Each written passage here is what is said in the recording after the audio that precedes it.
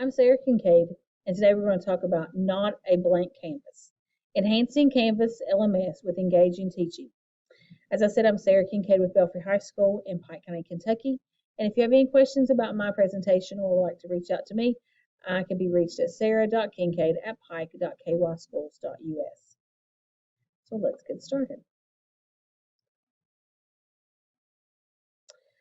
All right. The question we're going to talk about today is what makes Crash Course so successful?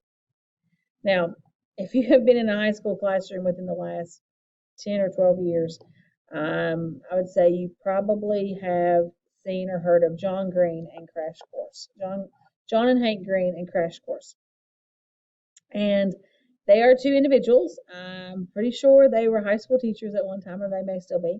But they started creating these YouTube videos and created this sensation on YouTube, Crash Course, giving you information about whatever topic, from science to history to English to literature to all kinds of stuff. And they did it in about 15 minutes or less. And it wasn't their exceptional attractive abilities, because they're not ugly individuals, but they are not these beautiful people. They are not they are witty, but they're not necessarily funny. They're actually sort of corny and zany, and they don't have anything that's really super fancy or state of the art. But some things that they do have is they have a quick YouTube video that gets your attention.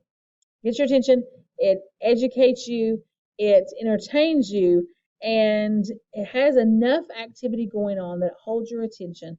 And in the end of the 15 minutes, you're like, wow, I have learned something about that topic.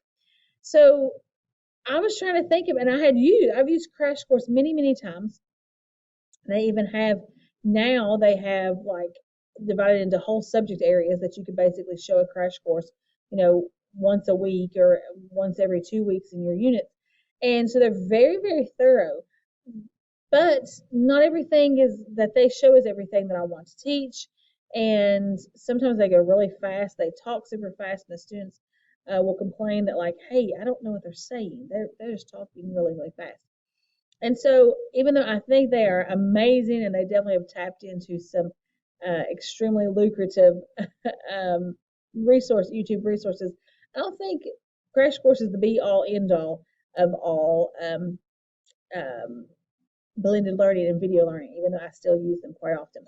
So what we're going to talk about is how can we become our own version, I guess, of John and Hank Green. Now, what I began to look at is that our main problem during this time of pandemic, but even before that, is that we're going to have days of virtual learning. We've had NTI around for a long time, and there's just times that we're not going to be in the classroom. And prior to the pandemic, I was a digital classroom anyway. I was already using Google Classroom, and my class was full on a digital classroom. And so making a big transition going from in class to being virtual was not an issue for me. But what I'm realizing is that we still have some students who are virtual.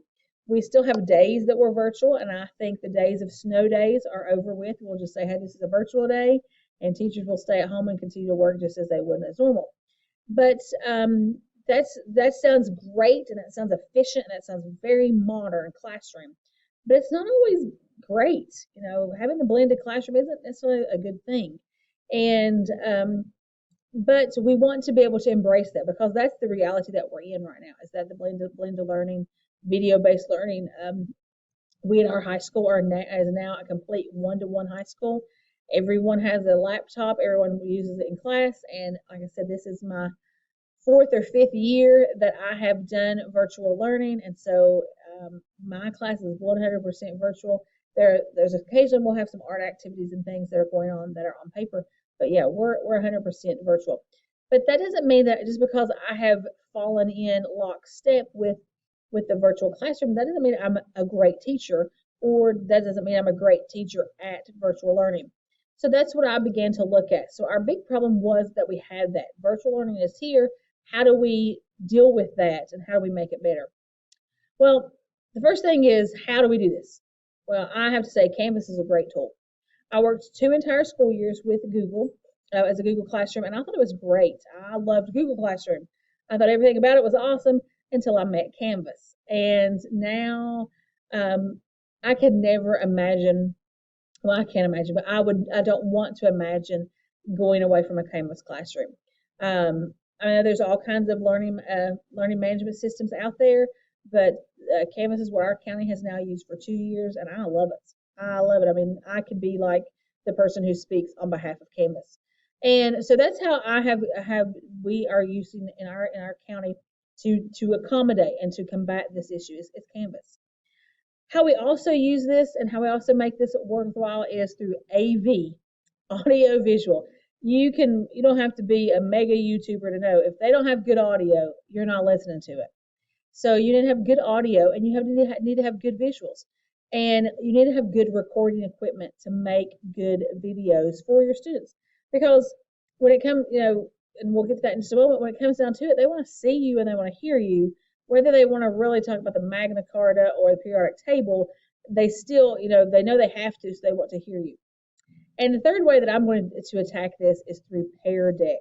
Pear Deck. Now, Pear Deck was something that I was introduced to a few summers ago. I spoke at the digital conference at Moorhead, and another colleague there spoke about Pear Deck, and I was like, hey, I've got to figure out how I can get this into my class. And so it is an interactive, formative assessment tool that you can use, and you just seamlessly put it in with your PowerPoints or your blended learning videos, and it's just a neat activity. Now, the thing I really want to address with this is that have been so conditioned over the last several years that stand and deliver is bad. Well, I'm going to tell you it's not a crime. Stand and deliver education is not terrible. It's not a crime. It's the way the majority of us learn, and shockingly, it's the way a lot of us still learn, even our students. But that doesn't mean you can't be creative, and the students do want to see you. They do. They're impressed with Crash Course and John and Hank Green, but they don't know John and Hank Green. They know you. So they want to see your face and they want to hear your voice. And so even though you may not have the technology out the wazoo and have producers and sound and all this, everything that they have, your student still has you. And so that's the issue that I wanted to bridge with this, is that if John or Hank Green is on my screen giving a lecture, that's still stand and deliver. Now it's fancy and looks all snazzy, but they're still standing and they're delivering information. And there is nothing wrong with that. That's how we get information to the student. The thing that I want to overcome with this project is that makes that stand and deliver so much more interactive. My face, my voice, I am interacting with my students and they are participating.